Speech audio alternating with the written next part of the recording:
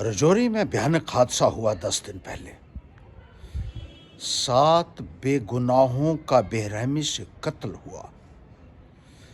माओं की गोद सूनी हो गई, सुहागनों के सुहाग उजड़ गए, जहां तक कि 2 बच्चे रजौरी में शहीद हो गए।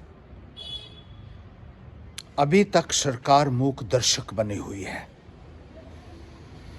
और भारतीय जनता पार्टी इसमें अपना सियासी मुफाद ढूंढ रही है। लोगों को मजहब के नाम पर तकसीम किया जा रहा है। एक बहुत बड़ी बात इसमें सामने आई है।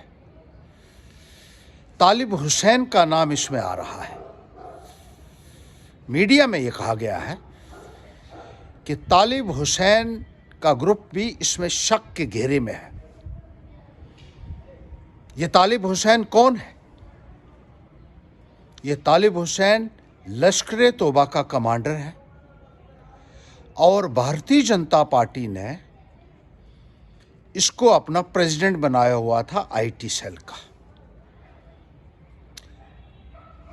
जो बीजेपी के लीडर है रविंदर रैना, जुगल किशोर है, उनके साथ तालिब हुसैन के बहुत गहरे संबंध बताए जाते हैं। इन लोगों ने तालिब हुसैन को भारतीय जनता पार्टी में शामिल किया, उसको एक बड़ा ओहदा दिया, फिर दिल्ली उसको अपने साथ लेकर गए और नॉर्थ ब्लॉक तक तालिब हुसैन को इन लोगों ने पहुंचाया। जो एक लश्कर तौबा का कमांडर हो और जिसको भारतीय जनता पार्टी का संरक्षण प्राप्त हो, वो कहां तक जा सकता है, इसका अंदाजा कोई भी आसानी के साथ लगा सकता है। लेकिन फिर तो ये कहा जाता है कि भारतीय जनता पार्टी को सिर्फ सत्ता चाहिए, चाहे वे उसके लिए कोई भी हथकंडा इस्तेमाल क्यों न करना पड़े। सीबीआई को ये लोग इस्तेमाल करते हैं, ईडी को ये लोग इस्तेमाल करते हैं, इनकम टैक्स को ये इस्तेमाल करते हैं, सेंट्रल विजिलेंस कमीशन को ये इस्तेमाल करते हैं, दूसरी विजिलेंटी ऑर्गेनाइजेशंस को भारतीय जनता पार्टी इस्तेमाल करती है अपने सियासी मुफाद के लिए। और पिछले दिनों जो बहुत बड़ा खुलासा हुआ था कि लश्कर तौबा के साथ भी भारतीय जनता पार्टी के नेताओं के संबंध हैं और जिस तालिब हुसैन का नाम उस वक्त आया था, आज भी उसी का नाम आ रहा है।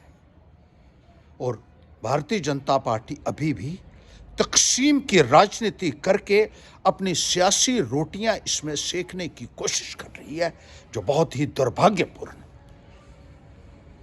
अगर तालिब हुसैन जैसे आतंकवादी, उनके लोग खुलेआम आज भी घूम रहे हैं, तालिब हुसैन को आपने बेशक कस्टडी में लिया हो, लेकिन अगर शक के दायरे में वो है तो क्या इन्वेस्टिगेशन उन लोगों की नहीं होनी चाहिए जो घनिष्ठ संबंध रखते थे तालिब हुसैन के साथ?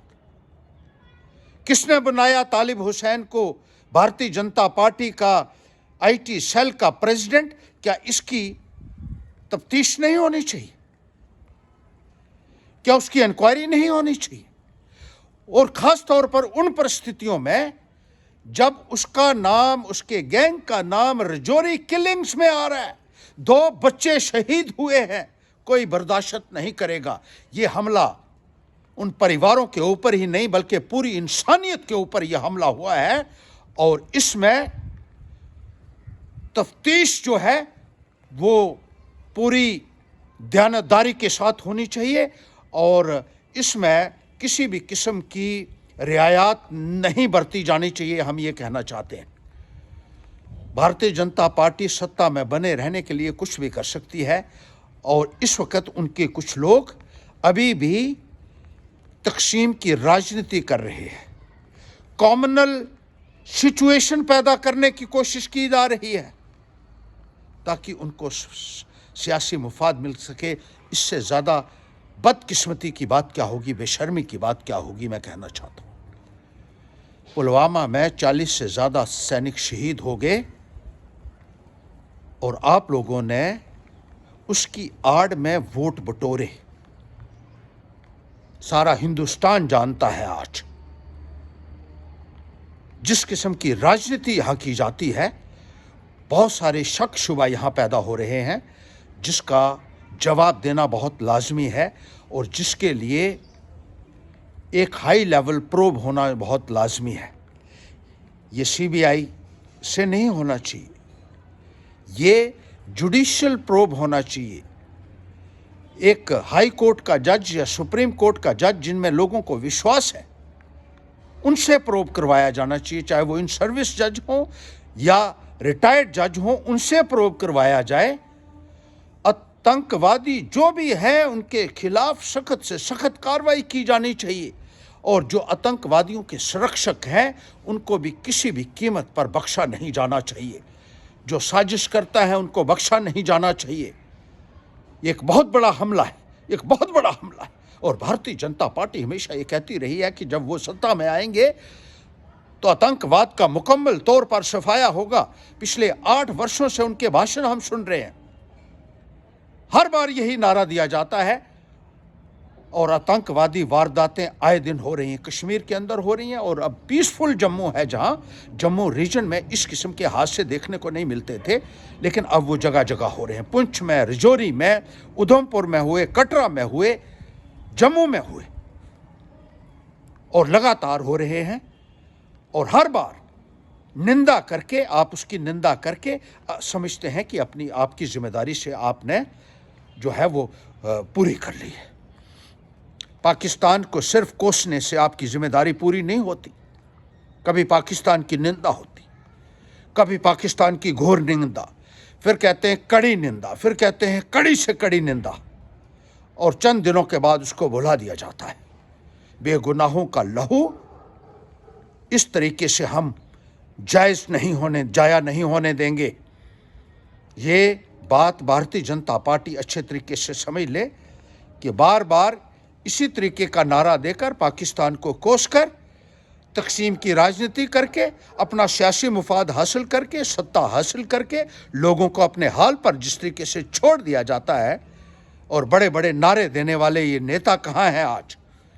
बड़ी बड़ी अपनी छाती ठोकते थे कि हमने आतंकवाद को नकेल लगा दी, अपनी पीठ खुद थपथपाते रहे हैं। लेकिन हकीकत ये है कि पिछले 8 वर्षों में आतंकवाद ने फिर पांव पसारना शुरू कर दिया है। 1996 में जब इलेक्शन हुई उस वक्त आतंकवाद अपने चरम सीमा के ऊपर था, लेकिन जब चुनी हुई सरकार आई तो आतंकवाद के ऊपर अंकुश लगा और आस्ता आस्ता आतंकवाद लगभग ख़त्म हो चुका था चुनी हुई हुकूमतों में। लेकिन भारतीय जनता पार्टी की हुकूमत आने के बाद ये आतंकवाद फिर से क्यों पनप रहा है, ये एक बहुत बड़ा सवाल है जिसका जवाब भारतीय जनता पार्टी की सरकार को देना होगा और राजौरी के लोगों को न्याय देना होगा। ढांगरी गांव के उन परिवारों को न्याय देना होगा जिन्होंने अपने परिवार के सदस्यों को खोया है, जिन सुहागनों ने सुहाग खोया, जिन माँओं की गोद उजड़ी है, वो आज आपसे सवाल कर रहे हैं और भारतीय जनता पार्टी की सरकार से जवाब चाहते हैं। इस बार आप सिर्फ टाल मटोल की राजनीति से और नारे से, जिनको आप बाद में जुमले देते हैं, उससे आपकी बात नहीं बनेगी। ये हम भारतीय जनता पार्टी की सरकार को चेताना चाहते हैं।